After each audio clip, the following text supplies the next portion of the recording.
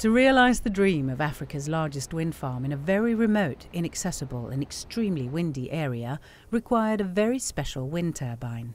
And Vestas did have the ideal model, the V52. But actually, the relatively small turbine was not being produced anymore as the global market demands bigger turbines. Vestas has been an extremely good partner for us, to the extent that they said, okay, if the project is going to fly, we will produce for Lake Turkana Wind Power only 365 V52s for the project. The reason we selected the V52 for this project is mainly for the size of the turbine. So it is easier to transfer and to transport on the roads in Kenya. So there's a very good logistical reason. Before the production of the V52 was resumed in late 2014, Vestas' engineers in Denmark made sure that the V52 came in an updated version. Although it may be an old model of turbine, it's not an old turbine. And we have actually improved and re-engineered a lot of the interior parts. And also made them more adaptable for high temperature and very dusty conditions. While the technical challenges were huge, the non-technical challenges of the project were even bigger. Also because Vestas' contract covers not only the construction phase, but also the service phase, which is another 15 years.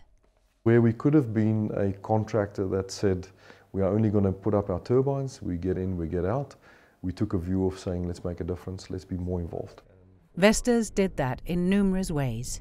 By supporting local CSR, corporate social responsibility projects like schools, health, water, and by creating as many jobs as possible for Kenyans. My job title here is lead supervisor for local technicians, for training them, and one of them will of course take over to do my role one day when I leave.